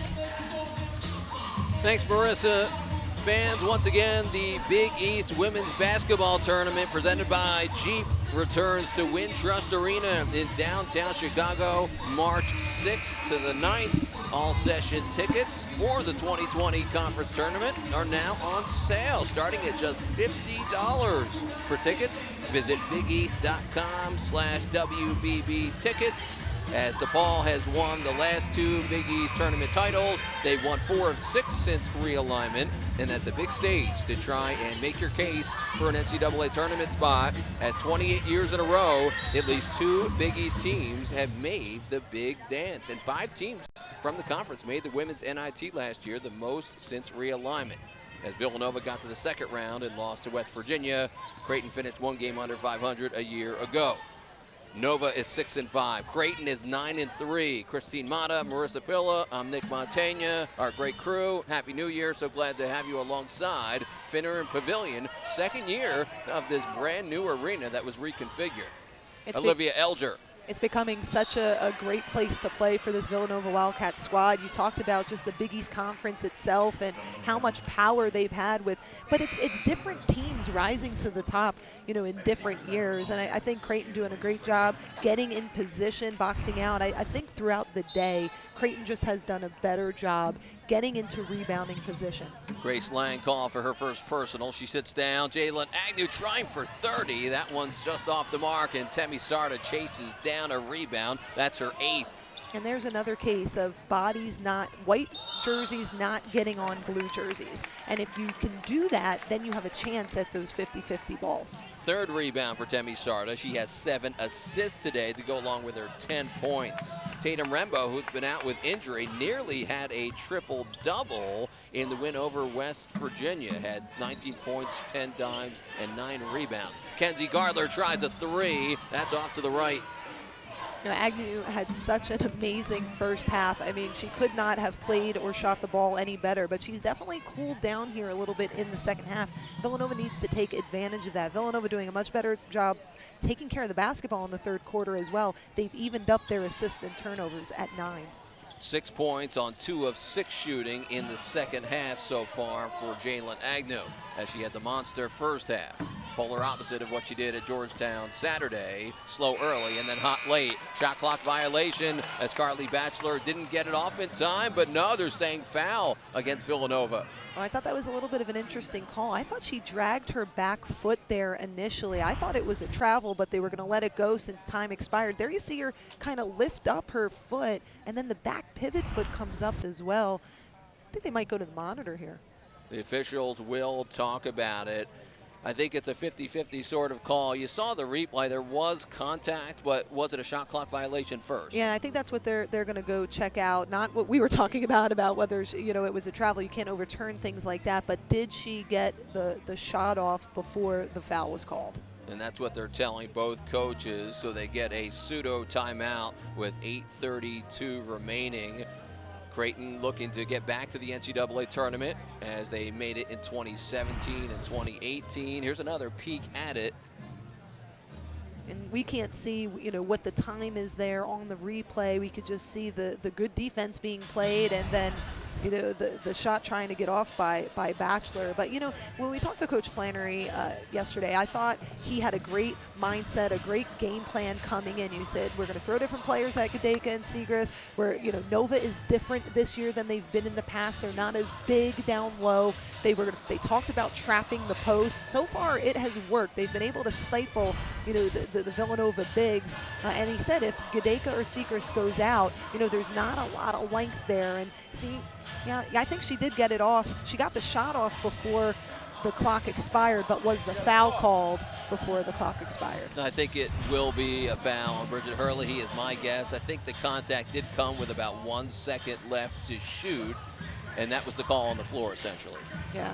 You know, and talking just about how dominant Creighton has been today, you know, we talked so much about Agnew in the first half, and she still is shooting the ball well. But the difference with Creighton is with the three-point shot today, you know, Coach Flannery also said they have to be ready to catch and shoot. They have to catch it high and get a quick release, because when you play a team that shoots a lot of threes, typically they know how to defend a team that shoots a lot of threes. But I thought his game plan coming in of throwing different players at the Villanova Stars, at what they were trying to do offensively, of spreading everything out, you know, letting Agnew go to work, letting Sarda, you know, do what she needs to do. And I think they've executed it pretty perfectly so far today.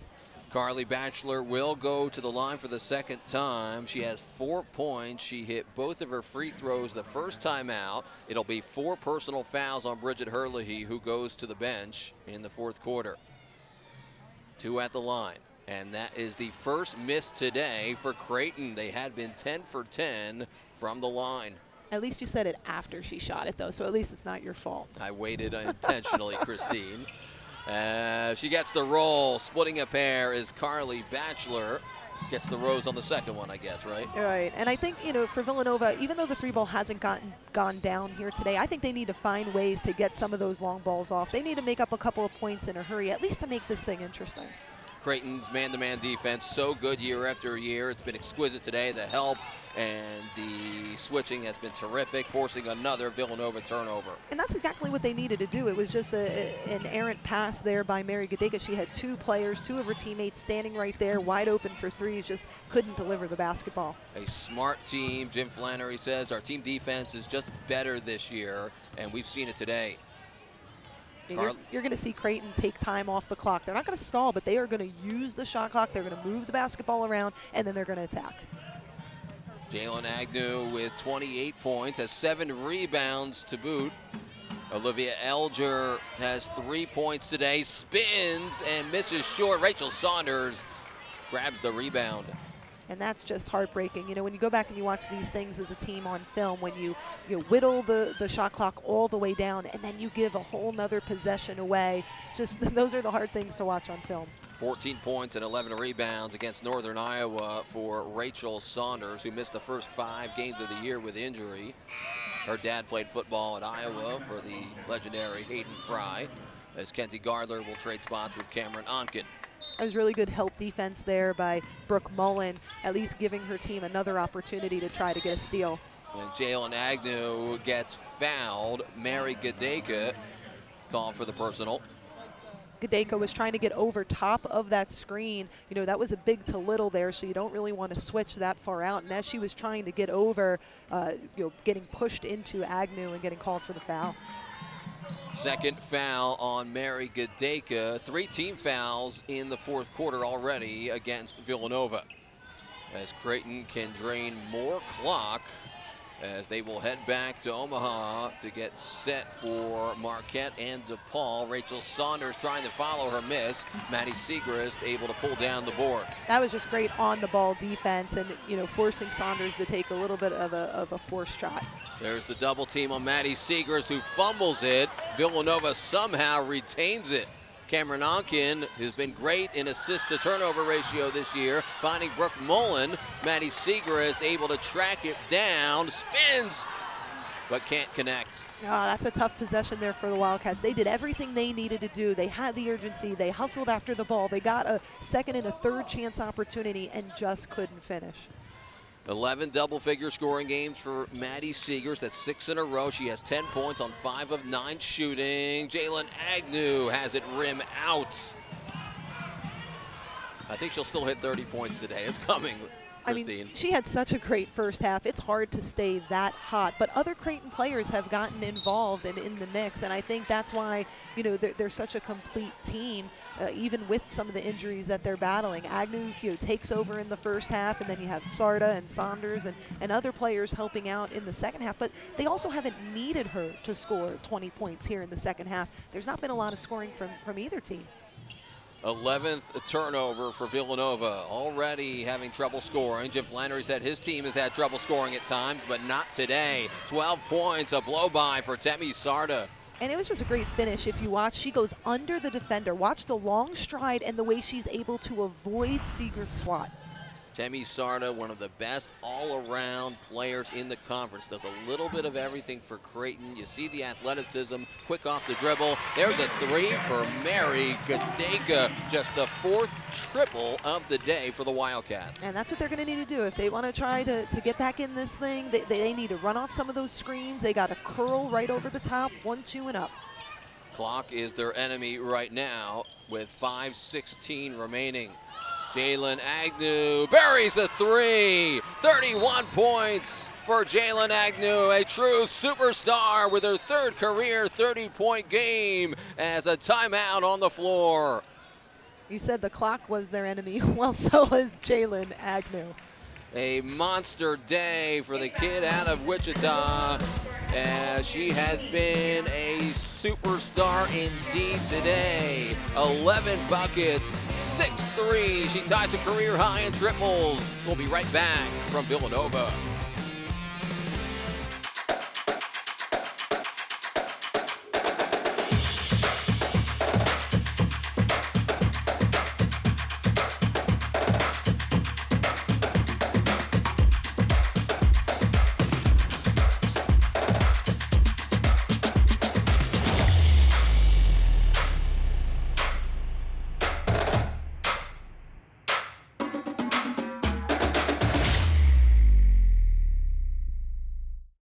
Big cities, big names,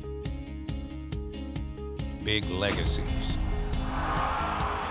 big sisters and brothers, big ideas, big expectations, big stage,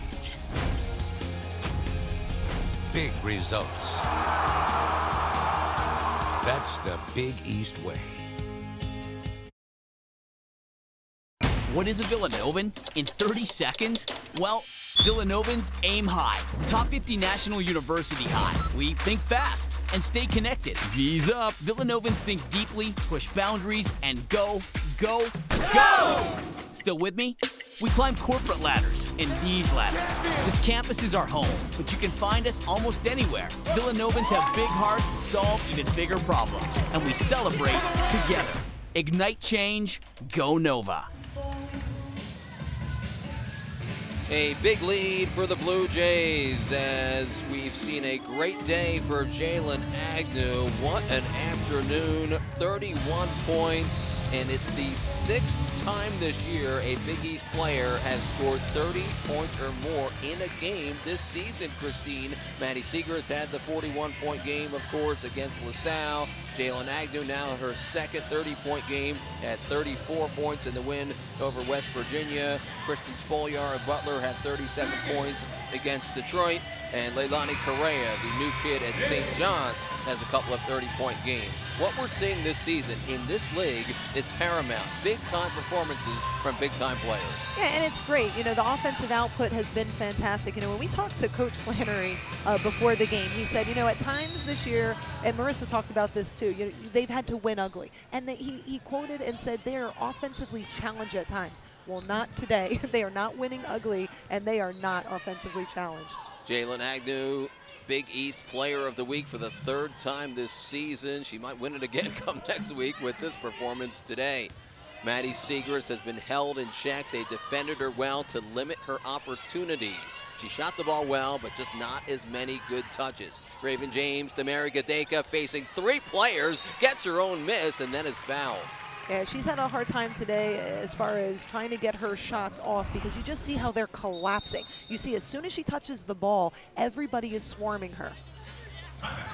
4:41 left, as Mary Gadeka will get 2 at the line when we return. The Blue Jays 58, Villanova 39 on the Big East Digital Network.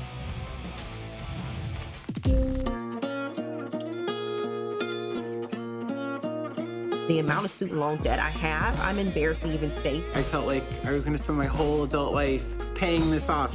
Thanks to SoFi, I can see the light at the end of the tunnel. As of 12 p.m. today, I am debt-free. We have no debt, we don't owe anybody anything, and it's fantastic.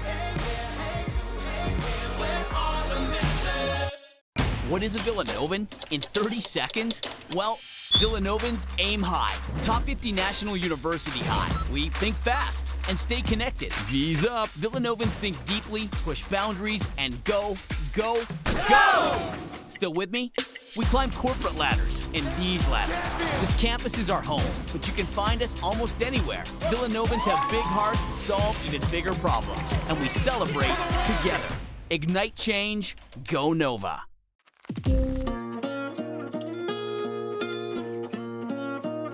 The amount of student loan debt I have, I'm embarrassed to even say. I felt like I was going to spend my whole adult life paying this off. Thanks to SoFi, I can see the light at the end of the tunnel. As of 12 p.m. today, I am debt-free. We have no debt, we don't owe anybody anything, and it's fantastic.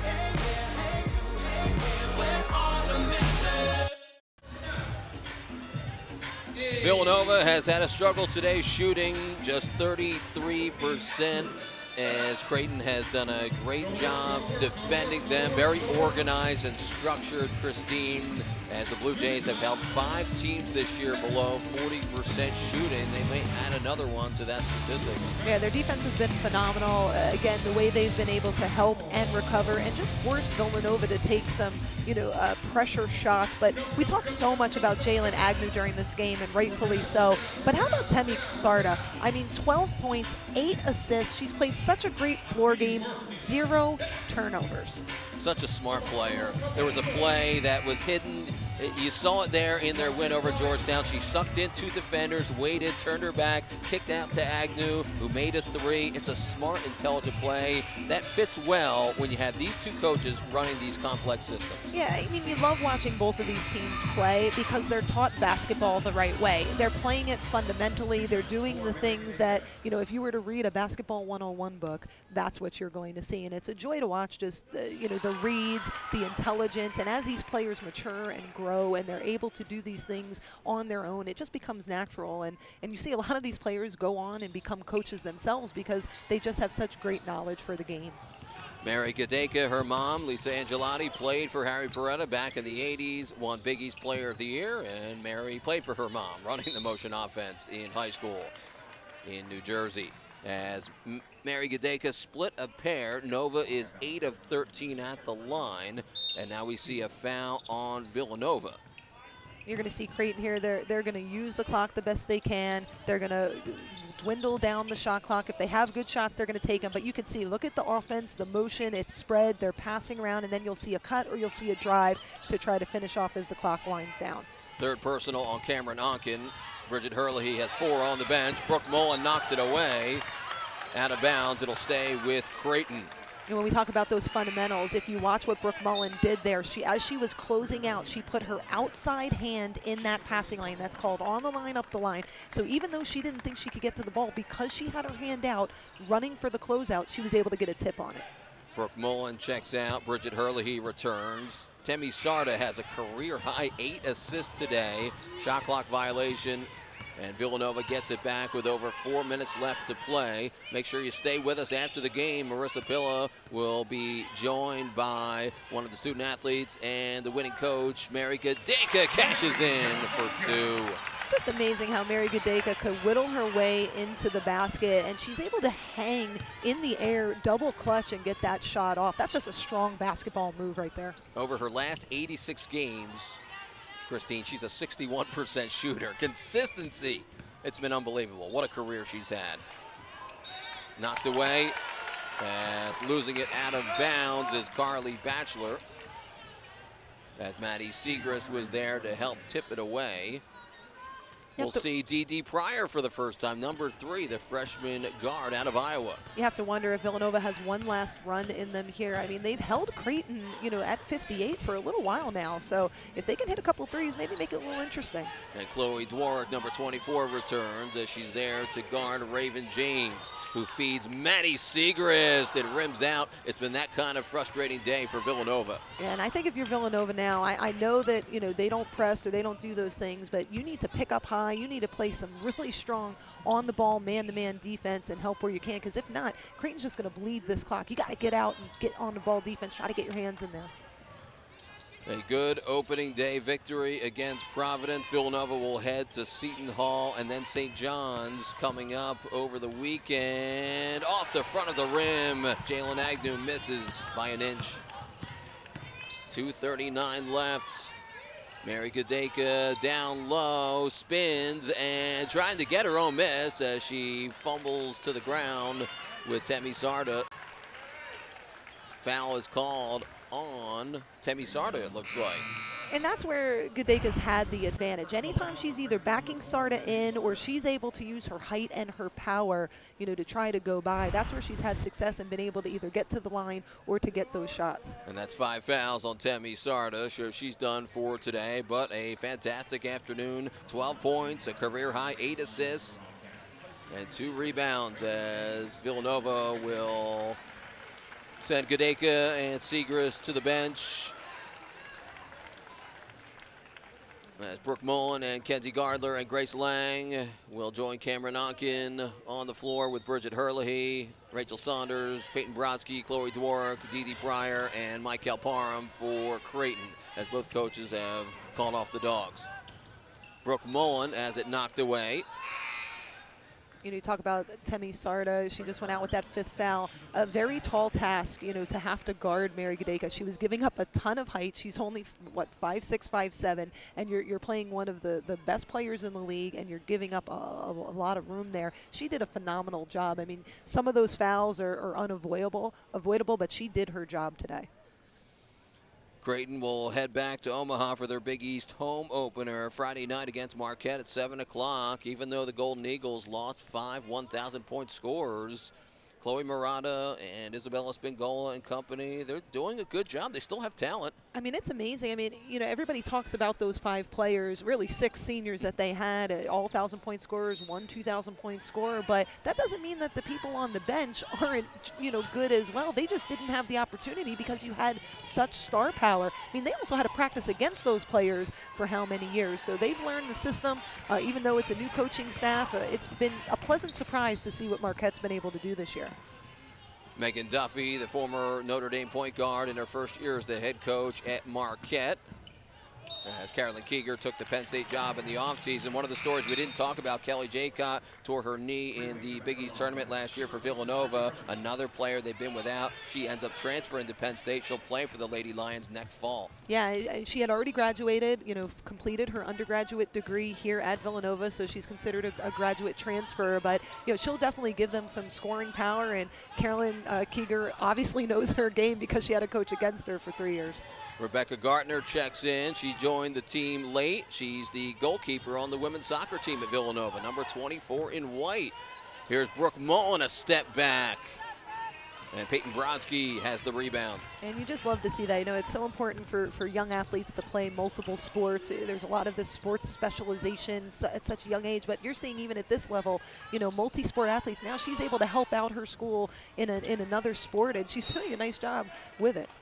That's a great message to all the young kids out there. Kids specializing in sports have suffered injuries at young ages, so I've heard it from training gurus, from coaches. Let young kids play multiple sports so they don't overload one muscle movement in that given activity. And even for your brain, I mean, it gives your brain, a way to enhance itself by understanding different ways of footwork, of angles, and all those different types of things. So there's nothing that really bad of playing multiple sports. And it's nice you have your sport, but then it's nice to have an off sport where you don't have to be the best all the time. Good example is Timmy Sarda. Grew up as a track kid, great soccer player. You learn one sport and you learn the other. The helping hand with footwork. As a timeout on the floor with 1 minute left. Remember, after the game, Marissa Pilla will be joined by Jim Flannery and Jalen Agnew for our post-game interviews as Creighton is looking at their 10th win of the season. Villanova's 2-game winning streak will come to an end. Pretty good, 6-2 after an 0-3 start. Creighton has a tremendous program year after year. Villanova seeing kids transfer like Grace Stant, grad transfer. Emily Esposito transferred. We mentioned Kelly Jaycott. Much a rebuilding year it is in Harry Paretta's final season. But what an opportunity for some of these players that would not have seen action. Now they're getting chances here, to contribute to the team. So if somebody, steps off, someone else can step up. 9th block of the year for Gracie Griglione, number 12. Nice denial that time. A 3 for Grace. Lange can't connect. And Michael Parham has a rebound. Under a minute to go as Creighton will move to 2-0 in the Big East. This will be the 8th win over Villanova since these teams started playing. As a tremendous job by Jim Flannery and his staff. Not easy to get ready for game number 2 when you play 2 games in 3 days the way the conference set up. Yeah, these trips are very difficult, especially, you're talking around the holiday with the flights and just everything going on and not being in your own bed. But Creighton, it did not bother them one bit. They're going home 2-0. Shot clock unplugged, offensive rebound. Creighton with a terrific day. 9 threes total. Jalen Agnew with 31 points on the day. Her 3rd career 30-point effort. An absolute superstar performance. Villanova struggled shooting the ball, and there's the final. Jim Flannery and Harry Paretta shake hands. Creighton 58. Villanova 42, our final score for today. The Wildcats dropped to 6-6, and Creighton now to 10-3 and 2-0 in the Big East. Timmy Sarda had 12 points today. Mary Gadeka with 18 points to lead Villanova. Maddie Segrist, the Big East leading scorer, had 10 points on the afternoon. A terrific day by Creighton as Villanova falls here at home. A terrific job by the visitors as they win at Villanova for the first time since February of 2017. Low scoring second half, and Creighton comes away with a victory. We'll be back in just a moment with Marissa Pilla, who will be joined by Jim Flannery and Jalen Agnew. Big cities. Big names. Big legacies. Big sisters and brothers. Big ideas. Big expectations. Big stage. Big results. That's the Big East way. We're in Pavilion here with head coach for the Creighton Blue Jays and player of the game, Jalen Agnew, your 3rd 30-point game of your career. What opened up for you today? I think just my teammates instilling their confidence in me and trying to start that earlier in the game than last game. We kind of struggled in the first half last game, and so kind of trying to bring that out this game. This was your first win since 4 games ago that you weren't trailing at the half. How much did that add to the momentum going into this game, knowing that you didn't have to come back from a deficit? Yeah, added to it a lot. We talked about that in the locker room. To stay up and try to be up and stay up coming out of the half. And so, that was a big focus today. So we did that. So that's good. Great game today, Coach. You told me before the game that your team has gotten used to winning ugly. Today was by no means an ugly win. What did you see out of your team today? Well, the first half was as pretty as we can play, probably, in terms of, to get to 40-ish against a team that defends like Villanova. The second half, we probably were a little conservative, and I thought it was hard to take Jalen and Timmy off the floor, and we probably got a little bit tired and a little bit stagnant. But I thought we played really well for the first 2.5 quarters, and then we kind of hung on. But I like I like our offensive development. I felt like we were a little bit better for a little bit longer than we've been, but we've still got to probably continue to push to be as efficient as we need to be going forward.